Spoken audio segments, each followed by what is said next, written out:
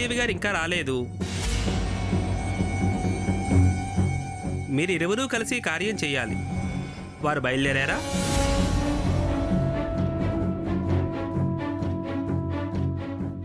ఇది మా బావ మా అక్కకి పెడుతున్న తద్దినం.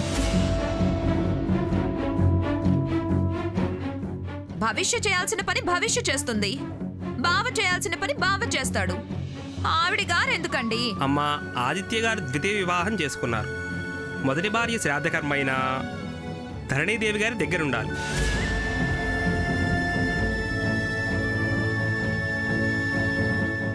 వారు చేయాల్సిన పనులు కొన్ని ఉన్నాయి. పంతులు గారు, ధరణి రావడం కుదరదు. తను చేయకూడదేమోనని తనకి ఈ విషయం చెప్పలేదు. పైగా తను అదోలా ఫీల్ అవుతుందని మేమే చెప్పలేదు. ఆల్టర్నేటివ్గా ఎలా చేయటం కుదిరితే అలా చేయండి.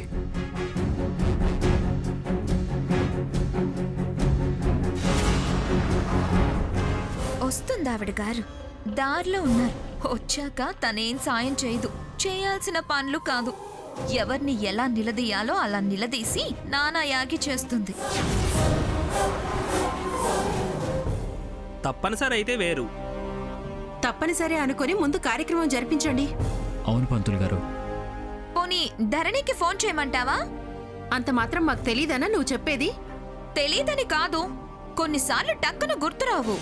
మాకు తెలియదని గుర్తు చేయాల్సిన అవసరం లేదు. సరే, మీ ఇష్టం. మీ ఇష్టం వచ్చినట్టు చెయ్యండి. పంతులు గారు అన్నారు కాబట్టి ఇంత కష్టపడినా ఫలితం దక్కదేమో అని అన్నాను. ఇందులో ఫలితాలేవి ఉండవమ్మా. వాళ్ళ జ్ఞాపకార్థం జరిపించాలి. ఈ కార్యం పోయిన వాళ్ళ ఆత్మశాంతిగా చేసేది.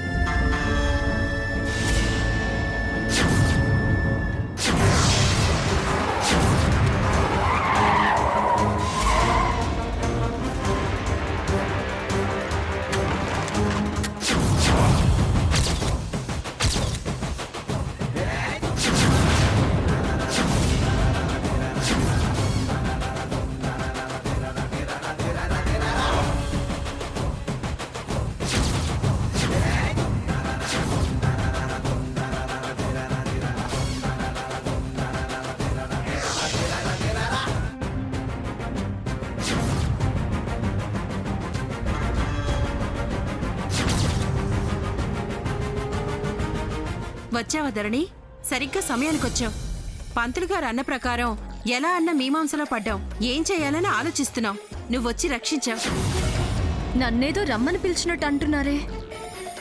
అలా అని కాదు ధరణి. ఎలా అని కాదు?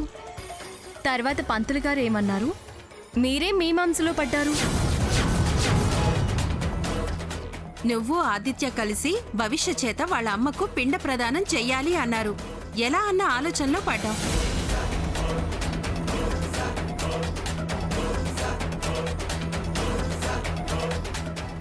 ఇప్పుడు మొదలవుతుంది యుద్ధం.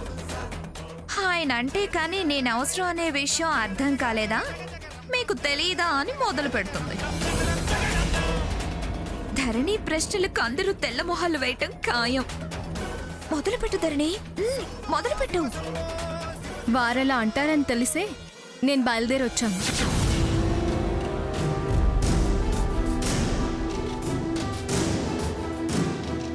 చూడండి, ఏ కార్యం ఎలా చేయాలో తెలుసుకుని చేయాలి.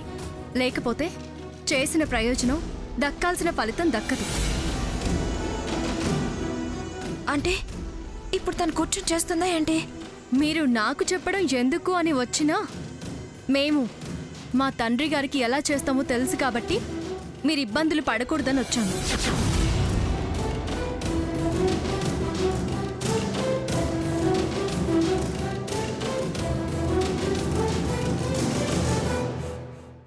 ఒక్క నిమిషం.